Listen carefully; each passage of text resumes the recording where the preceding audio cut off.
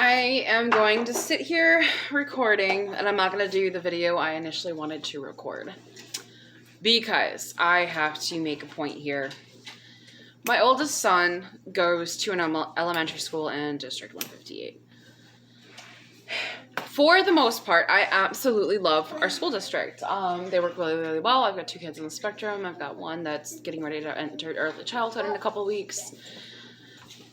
I absolutely love the school for so many things. What I do not like is some of the stuff going on around COVID. I understand it's very serious. I understand that there's multiple outbreaks. I can understand and rationalize and communicate clearly as I can that this is a terrifying, scary thing, that people are dying and getting sick and being disabled. I can completely rationalize that, okay? At the same token, some of the methods that they're going about and doing are completely ineffective. So my personal example of something where it's completely ineffective because they're still getting outbreaks is my oldest son got sick with a flu-like bug about 4 weeks ago. It was right before winter break, and he missed a week of school. We kept him home. The moment he started showing symptoms, we kept him home. They never even had to tell us to keep him home because we are those parents. We are so on top of it. Within day 4 of him being sick, we got him tested for COVID.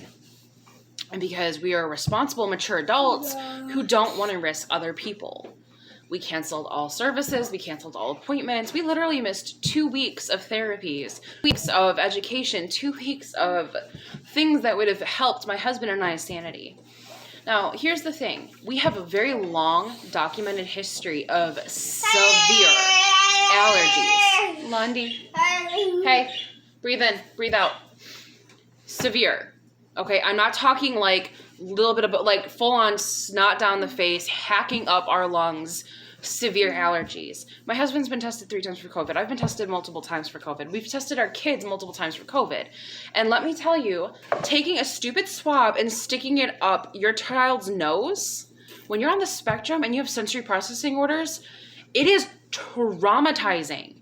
So he's been tested multiple times since the onset of his symptoms 4 weeks ago. And we told the school this. We told them before we sent him to school today, and they said send him to school.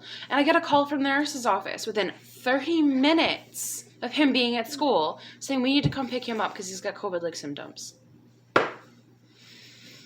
We explained he's had his allergy meds. His symptoms will be gone by noon. Like, we explained that he's gotten the COVID test. We offered to send the results over from, like, the test he had, 5 days ago.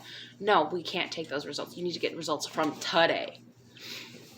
So you're telling me that my child, who's been having allergy symptoms for 4 weeks, that you have documentation of him having them for 4 weeks, has to get tested for COVID again. That I have to traumatize my child again. It is getting to that point where it is completely unacceptable. Like, I should have stuck with homeschooling. I don't like homeschooling. I'm not going to ever deny that. It was one of the best things I've ever done for my kids, and it was one of the worst things I've ever done for myself. And I'm at that point where I'm like, I'm almost considering not sending him to school next year and homeschooling and putting myself through all that hell again. And, my kids, well, they did really, really well with it. I didn't get to be their mom. I had to be their teacher and their nurse and their confidant. And you want to talk about being everything that you don't want to be. I want to be their mom.